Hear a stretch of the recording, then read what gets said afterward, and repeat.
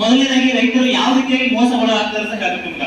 ಯಾವ ರೀತಿ ಅಂದ್ರೆ ಮೊದಲನೇದಾಗಿ ನ್ಯಾಚುರಲಿ ಯಾವಂದ್ರ ಇಂಡಿಯನ್ ರೇಂಜ್ ಏನಂತಾರ ಗ್ಯಾಮ್ಲಿಂಗ್ ವಿತ್ ಮಾನ್ಸೂನ್ ರೇಟ್ಸ್ ಅಂತಾರ. ಅಂದ್ರೆ ಒಮ್ಮೆಲೆ ಅತಿವೃಷ್ಟಿ ಆಗ್ತದೆ, ಒಮ್ಮೆಲೆ ಅನಾವೃಷ್ಟಿ ಆಗ್ತದೆ, ಮಳೆನೇ ಆಗೋದಿಲ್ಲ.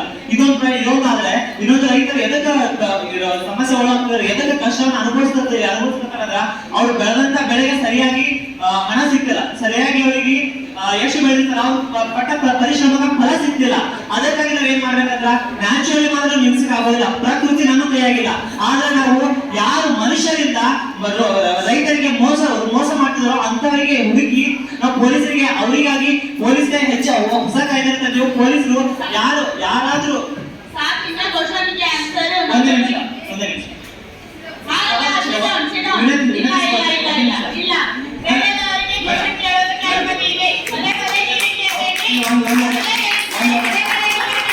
ಸಭಾಧ್ಯಕ್ಷರೇ ಸಮರ್ಥಿಸಿಕೊಳ್ಬೇಕು. ರೈತರಿಗೆ ಹೇಳ್ಬೇಕಾದ ಮೊದಲೇದು ಸಾಲ ಕೊಡುವ ಸಾಲ ಹೆಚ್ಚಾಗಿ ರೈತರಿಗೆ ಬೆಳೆ ನಾಶ ಆಗಿದಿಲ್ಲ, ಬೆಳೆ ನಾಶ ಆದರೂ ಸಾಲವನ್ನು ತೆಗೆದುಕೊಳ್ಬಹುದು, ಸಾಲವನ್ನು ತೆಗೆದುಕೊಂಡು ಮಾಡ್ಕೊತಿದ್ವಿ.